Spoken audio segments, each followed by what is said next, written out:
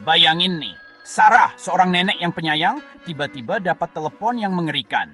Cucunya yang dia bantu besarkan dari kecil kecelakaan mobil parah. Dunia Sarah rasanya runtuh, dadanya sakit banget, kayak tertimpa beban berat, susah napas.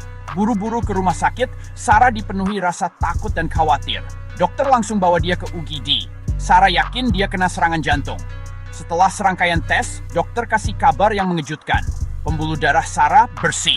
Nggak ada penyumbatan, nggak ada tanda-tanda serangan jantung.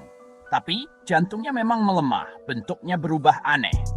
Sarah menderita suatu kondisi yang dikenal sebagai broken heart syndrome atau sindrom patah hati.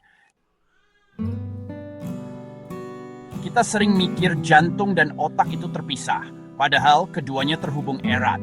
Emosi kita, terutama stres, berpengaruh langsung ke kesehatan jantung. Saat kita stres berat, tubuh kita mengeluarkan hormon kayak adrenalin dan kortisol. Hormon-hormon ini kayak kurir, memicu respons lawan atau lari. Bayangin tubuh kita kayak mobil. Saat kita injak gas, mesinnya meraung, siap tancap gas. Stres juga begitu, bikin jantung berdetak lebih cepat dan keras. Ini berguna kalau cuma sebentar, misalnya pas kita harus lari dari bahaya. Tapi, stres terus-menerus bikin tubuh kita kayak mobil yang terus digeber, bikin jantung capek. Stres sedikit wajar, tapi stres berat atau berkepanjangan bisa merusak kesehatan, terutama jantung. Stres terus-menerus bisa bikin tekanan darah tinggi, peradangan, bahkan mengubah struktur pembuluh darah. Bayangin selang air yang tekanannya ketinggian. Lama-lama selangnya bisa lemah, bahkan pecah. Stres juga begitu, memberi tekanan pada pembuluh darah, bikin gampang rusak. Kerusakan ini bisa bikin plak menumpuk, ningkatin risiko serangan jantung dan stroke. Sindrom patah hati atau Takotsubo cardiomyopathy itu kondisi sementara di mana otot jantung melemah. Ini terjadi karena stres emosional atau fisik yang ekstrem. Gejalanya mirip serangan jantung, dada sakit, sesak napas, dan detak jantung gak teratur. Nama Takotsubo dari bahasa Jepang artinya perangkap gurita, mirip bentuk jantung saat kena kondisi ini.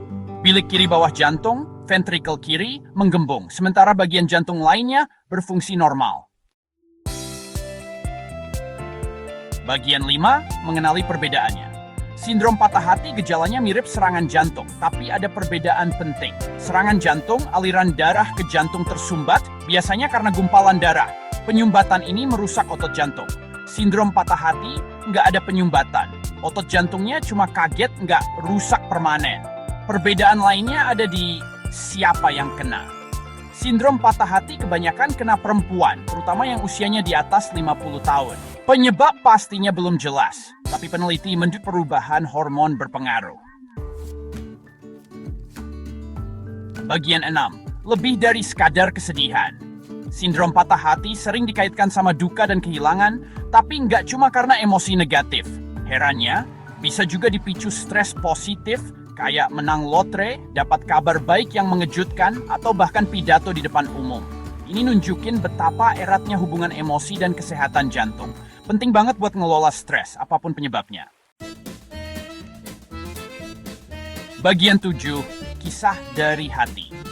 Kasus Sarah, nenek yang kita bahas tadi, bukan satu-satunya. Banyak banget cerita orang yang kena sindrom patah hati. Seorang perempuan muda yang anjingnya tiba-tiba mati, atlet yang cedera sampai nggak bisa lanjut karir berat karena pindah rumah. Ini cuma beberapa contoh gimana stres emosional dan fisik bisa muncul dengan cara yang nggak terduga. Nagsuinsin kita kalau sindrom patah hati dan bisa berbahaya. Bagian 8, melindungi jantung, sebuah panduan. Kita nggak selalu bisa kendalikan stres, tapi kita bisa kendalikan reaksi kita. Nih tips melindungi jantung, kelola stres.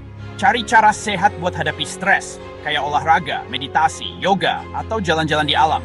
Dukungan yang kuat, jalin hubungan dekat sama keluarga dan teman. Mereka bisa kasih dukungan emosional saat masa sulit. Minta bantuan profesional, jangan ragu hubungi terapis atau konselor kalau susah ngelola stres atau hadapi emosi yang intens.